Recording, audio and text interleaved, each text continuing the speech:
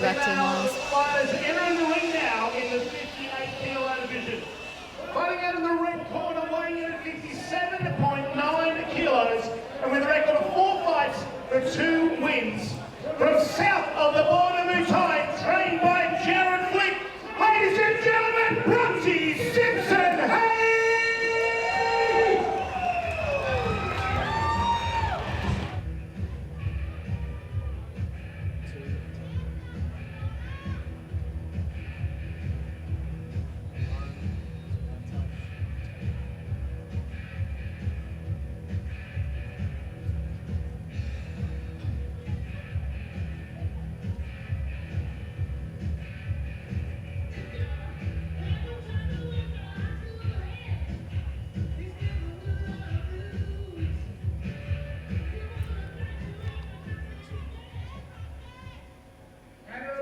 Ladies and gentlemen, fighting out of the blue corner this afternoon, also weighing in at 57.9 kilos, with a fight record of 6 wins, 6 fights for 4 wins. From Mad X Gym, trained by Paul Madigan, ladies and gentlemen, Jenna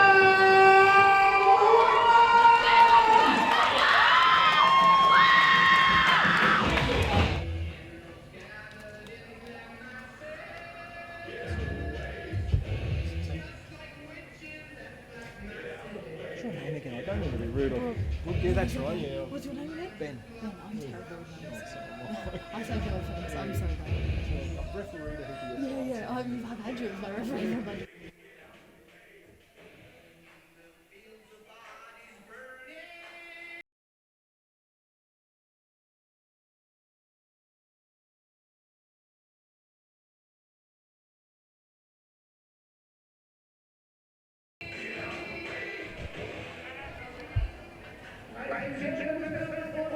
Three 2-minute rounds under full Thai rules. That is knees and elbows to the head and body. Your referee for this bout, Mr. Steve Robinson.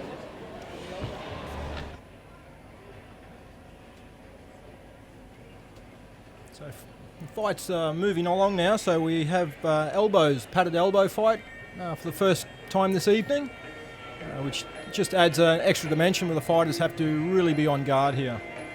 Definitely, elbows can certainly cause a lot more damage. So it'll be interesting to see how the girls use them.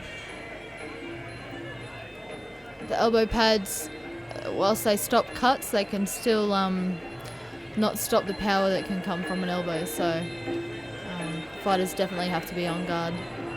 Yeah, that's exactly right, Brooke. It'd be like putting an elbow pad in front of a hammer. You're still going to feel the impact from it. Great way to put it. It's always interesting to see whether the fighters also choose to wear ankle guards or not. As you can see, Jenna's got one over her shin, which could probably indicate a little bit of a bruise under there. Nonetheless, I'm sure the adrenaline will protect her shin from her actually feeling it, so that'll be great.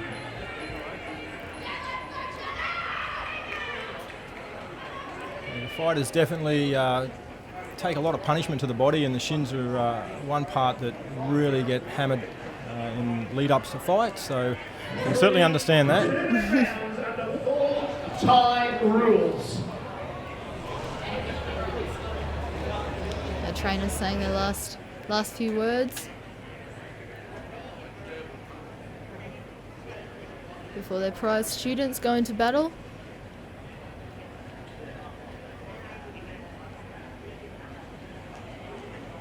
There's certainly a lot of tradition and ritual that comes along with the sport of Muay Thai, and great to see both camps and fighters continuing that tradition tonight.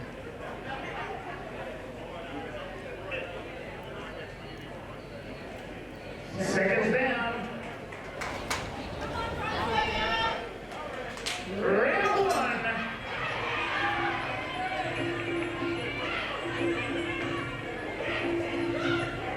Bronte's got a high guard, shoulders up protecting her chin.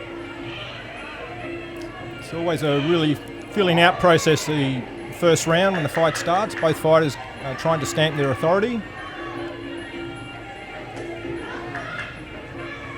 I've seen Jenna before appear on Eruption. I fought alongside her, so she's had quite a bit of ring experience. It'll be interesting to see how she goes. You can see those elbows have already come in there tonight.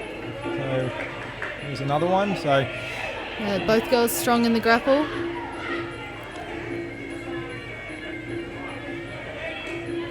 Bronte's definitely got a lot of fire in the tank, getting those knees down to the thighs.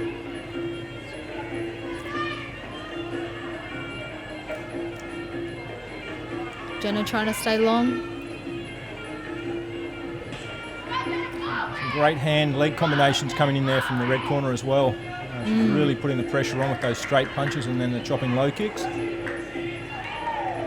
right hand from the blue corner. Yeah. And an elbow. Elbows. Again. They're certainly not wasting any time getting into these elbows tonight. No, certainly not a lot of a feeling out process. I think there was a left-right elbow in the first combo. So, and we have a spinning back elbow.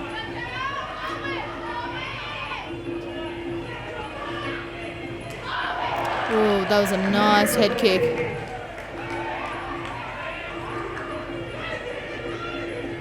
Probably one of the main differences between the fights in Australia compared to the fights in Thailand is they tend to have a feeling out process in Thailand, whereas Australia, they tend to get straight into it.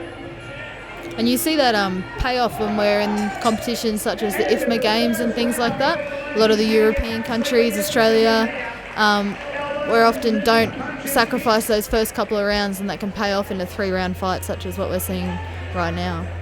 Yeah, that's exactly right. When you only have a limited number of rounds to fight, you don't want to be trailing too far behind on that scorecard. So this is a really important part of the fight as well, when the fighters are trying to recompose themselves and their trainers are giving them instructions, hopefully good instructions, but I'd say with the experience in the corners that I'm sure there's good instructions going in. And that's where experience comes in too. Sometimes if your fighter's just still trying to catch their breath, you can't really give them too much. We've got a nice black eye coming up on the right eye of Bronte, so hopefully she keeps that right hand up to avoid it closing. That's the big thing when you start fighting with elbows. It's great that you can throw those elbows, but you also have to be prepared to defend those elbows. Definitely. And unfortunately the eyes are often the first things that get hit, just underneath or just above. Oops, straight into it. No touch gloves there. Bronte's here for business. Oh.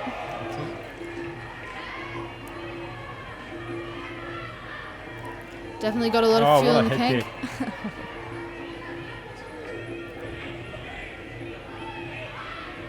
Yeah, some really good knees. Yeah, those straight knees that dig into the body really take their toll. They knock the wind right out of you. You can see Jenna's trying to create the space, but Bronte's just trying to fill that space with all her punches. She's not letting back. She wants this. Yeah, she's definitely keeping the pressure on there and trying to overwhelm her opponent. And a lot of the time, fighters just trying to cause the other person to mentally crack. And it's up to them to see if they can withstand that barrage.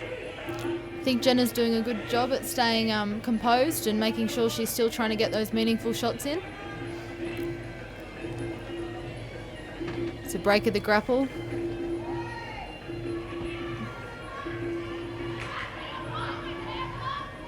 Yeah, she's got some fantastic punch combinations coming through, and she's keeping a lot of pressure, and you can see that there's also some good power coming in with those punches as well. Definitely working up and down too, not just head hunting. She's getting to the body and then popping back up to the head. Oh, that was a nice try and cut in elbow, but it just fell short.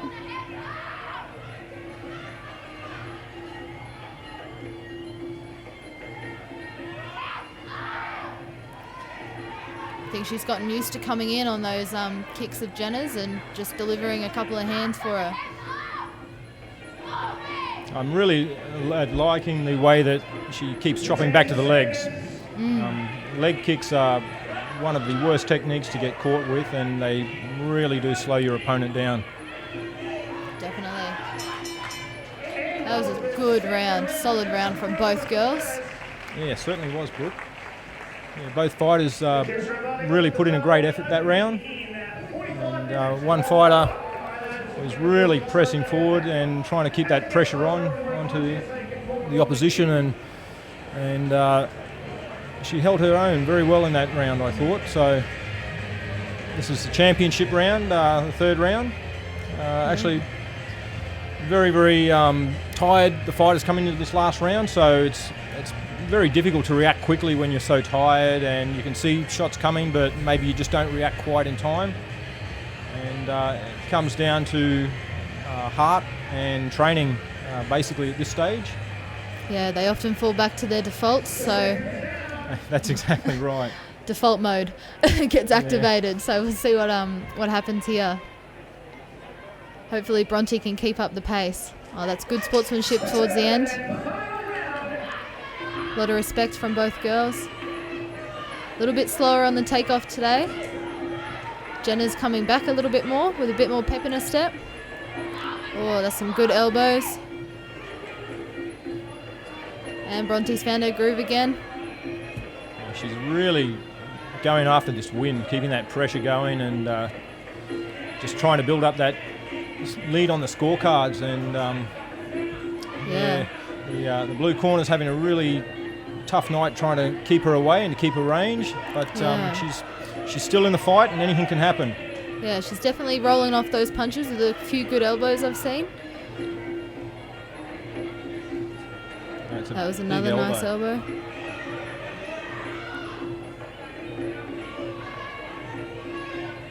Those knees trying to come around onto the ribs. I think, oh, that's a bit dangerous. She got out of that unscathed. Yes, just missed that elbow on the back of the head. It's good to see the girls laughing, having a good time in there, because at the end of the day, that's what it's all about.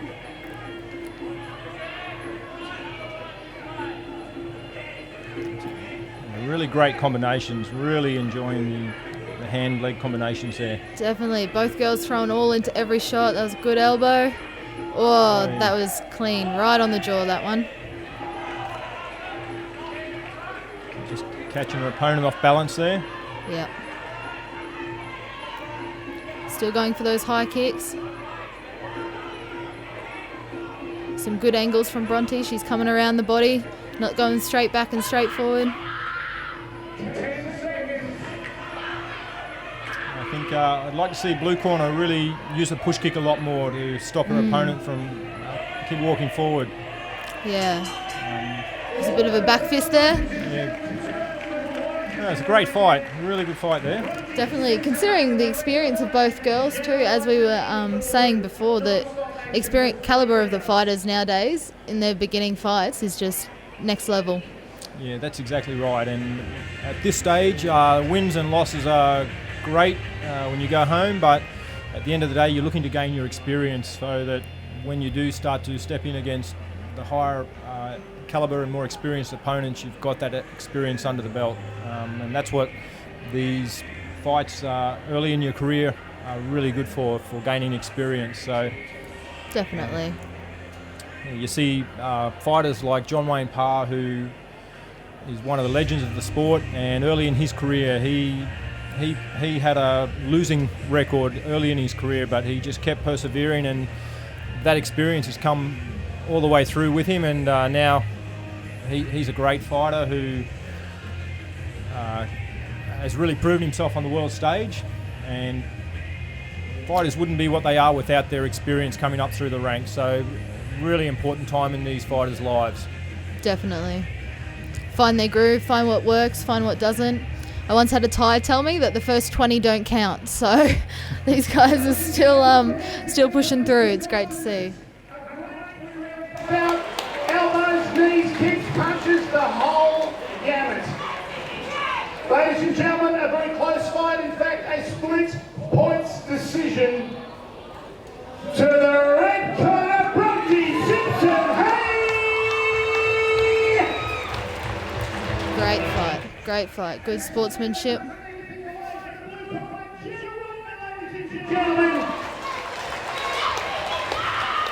As we said, Jenna took the fight on 5 days' notice, so it was great that Bronte was still able to get in there, considering all the hard work that goes into a fight.